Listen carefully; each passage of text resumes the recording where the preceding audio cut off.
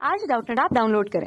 Doubtnut पर अपने सभी गणित, रसायन विज्ञान, भौतिक विज्ञान और जीव विज्ञान के डाउट्स का करो सफाया। बस प्रश्न की फोटो खींचो, एक ही प्रश्न को क्रॉप करो और तुरंत वीडियो सोल्यूशन पाओ। अभी डाउनलोड करें। इस प्रश्न में दिया है सरल आवर्त गति करते हुए कण के वेग के लिए सूत्र स्थापित कीजिए।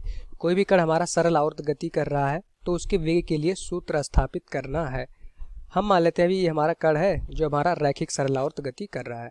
अभी इस रेखा पे हमारा कण सरल आवर्त गति कर सकता है। सरल आवर्त गति के लिए क्या होता है, कोई भी कण अपनी माध्य स्थिति से दोनों तरफ समान दूरी तक गति करता है। एक कण की माध्य स्थिति है तो कण यहाँ से गति करता हुआ कण यहाँ पे पहुँच जाएगा, ठीक, इसको बोलते हैं चरम स्थिति।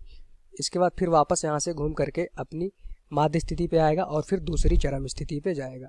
तो यहाँ से हमने क्या देखा कि ये कण हमारा इस माध्य स्थिति से इर्द गिर्द दोनों तरफ समान दूरी तक लगातार गति कर रहा है। एक बार यहाँ से गति करते हुए यहाँ जाएगा, वापस घूम के आएगा अपनी माध्य स्थिति पर फिर दूसरी चरम स्थिति पे जाएगा और फिर वापस घूम के अपनी माध्य स्थिति पे आएगा। तो इस तरह से बार बार गति हमारी हो रही होगी। अब क्वेश्चन में कहा जा रहा है ये तो हमारी होगी सरल आवर्त गति, तो कण के वेग के लिए सूत्र स्थापित करना है। हम मान लेते हैं कण अभी हमारा यहाँ पहुंचा था, ठीक, इसका वेग हमारा इस दिशा में है और इसका जो विस्थापन है कण का अभी इस माध्य स्थिति से विस्थापन हम मान लेते हैं y का है, ठीक। विस्थापन कहाँ से नापते हैं, हमेशा इस माध्य स्थिति से नापते हैं। तो अभी हमने देखा कण का विस्थापन है y का, तो y बराबर अगर देखें जो हमारे पास विस्थापन का समीकरण होता है सरल आवर्त गति का, क्या होता है, y बराबर a साइन ओमेगा टी, ठीक। ए क्या है हमारे पास, कण का आयाम। आयाम क्या होता है, चरम स्थिति और माध्य स्थिति के बीच की दूरी, इसको बोला जाता है अधिकतम विस्थापन। ये हमारा कण का आयाम होता है। तो हमने देखा जो ये विस्थापन होगा कण का किसी भी क्षण y बराबर a साइन ओमेगा टी, ठीक। अब ये विस्थापन का समीकरण है, हमें पता है अगर विस्थापन दिया है, अगर उसका हम t के सापेक्ष अवकलन कर देते हैं हमें वेग मिल जाता है। वेग क्या होता है, विस्थापन परिवर्तन की दर, मतलब dy बाई डी टी। तो हमें विस्थापन पता था, उसको अगर t के सापेक्ष में हम अवकलन कर देंगे तो हमें वेग मिल जाएगा। तो यहाँ से कर देंगे, v बराबर हो जाएगा हमारे पास dy अपॉन डी टी। तो d upon D T, y की वैल्यू क्या है हमारे पास यहाँ पे a साइन ओमेगा टी, ठीक। तो यहाँ से ये हमारा नियत है बाहर आ जाएगा। अभी हम क्या कर रहे हैं, अवकलन कर रहे हैं, तो v बराबर a हमारा बाहर आ जाएगा, बचेगा अंदर cos omega T. Cos omega T का अवकलन क्या हो जाएगा हमारे पास, सॉरी साइन ओमेगा टी है उसका अवकलन हो जाएगा। साइन ओमेगा टी का अवकलन क्या होता है, कॉस ओमेगा टी, ठीक।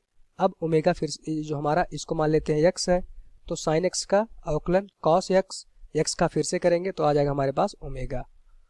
अब यहाँ से अगर इसको हम देखें v बराबर हो जाएगा हमारे पास a omega cos omega T, ठीक। ये हमारा क्या आ गया, कण का वेग आ गया।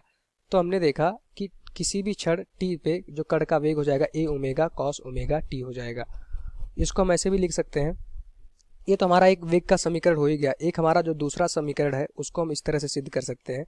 कॉस ओमेगा टी को हम क्या लिख सकते हैं, v बराबर a ओमेगा भी बाहर रखेंगे, कॉस ओमेगा टी को ये हम ये फार्मूला लगाएंगे, कॉस x को लिख सकते हैं under root 1 minus sine square x, ठीक। तो यहाँ से कॉस ओमेगा टी को क्या लिख सकते हैं, under root 1 minus sine square omega t. x की जगह पे यहाँ पे क्या है, ओमेगा टी, तो इसको लिख सकते हैं under root 1 minus sine square x की जगह पे हो जाएगा हमारे पास ओमेगा टी। अब a को अंदर ले जाएंगे, v बराबर हो जाएगा हमारे पास ओमेगा। इस a को हम अंदर ले जाएंगे तो अंदर हमारा चूंकि रूट लगा है तो अंदर जाएगा a स्क्वायर हो जाएगा, a square minus a square sine square omega t. अब हमने विस्थापन का समीकरण क्या था हमारे पास, a साइन ओमेगा टी, ये हमारा मान लेते हैं समीकरण नंबर 1 था। अगर इसका स्क्वायर कर देंगे तो यहाँ से अगर देखें हमारे पास y स्क्वायर बराबर क्या हो जाएगा, a square sine square omega T, ठीक। तो जो हमारे पास वेग का समीकरण आया है a square sine square omega T की जगह पे हम क्या लिख सकते हैं, y स्क्वायर। तो v बराबर हो जाएगा हमारे पास omega into under root a square minus Y square. y क्या है, कण का विस्थापन, ठीक। तो हमने अपना वेग निकाल लिया एक बार t के सापेक्ष में। अगर आपको किसी भी क्षण आपका कण का वेग निकालना है t बराबर किसी भी क्षण पे तो ये वाला समीकरण लगाएंगे। अगर आपको विस्थापन में निकालना है कि क्वेश्चन में दिया है कण का विस्थापन इतना है तो वेग बताइए, तो आप विस्थापन का समीकरण लगा देंगे। इसमें जो y है हमारा कण का विस्थापन है तो आप वेग निकाल लेंगे। ये हमारा इस क्वेश्चन का आंसर हो जाएगा। तो वेग के दो सूत्र होते हैं, a omega cos omega T. एक कब इस्तेमाल करेंगे, जब पूछेगा मान लीजिए t बराबर 3 सेकंड में कण का वेग बताइए और कण हमारा सरल आवर्त गति कर रहा है जहाँ पे उसका आयाम पता होगा, ओमेगा पता होगा, तो यहाँ पे t बराबर 3 सेकेंड रख देंगे, कण का वेग आपको मिल जाएगा। ठीक, अगर दिया हो कि विस्थापन x बराबर 3 मीटर पे कण का वेग बताइए, तो विस्थापन y की वैल्यू क्वेश्चन में गिवन रहेगी 3 मीटर, तो यहाँ से देखेंगे ये वाला समीकरण यूज कर लेंगे, वेग बराबर omega into under root a square minus Y square. तो जैसा क्वेश्चन में पूछेगा वैसा हम इस्तेमाल कर लेंगे। हमारे पास दो फार्मूले हैं जब कोई भी कण हमारा सरल आवर्त गति करता है तब वेग का। ठीक, यही हमारा इस क्वेश्चन का आंसर हो जाएगा। Thank you. कक्षा 6वीं से 12वीं से लेकर नीट, IIT, JEE वो एडवांस के लेवल तक 1 करोड़ से ज्यादा छात्रों का भरोसा। आज ही डाउनलोड करें डाउटनेट ऐप या व्हाट्सएप करें अपने सारे डाउट्स 8400 400 400 पर।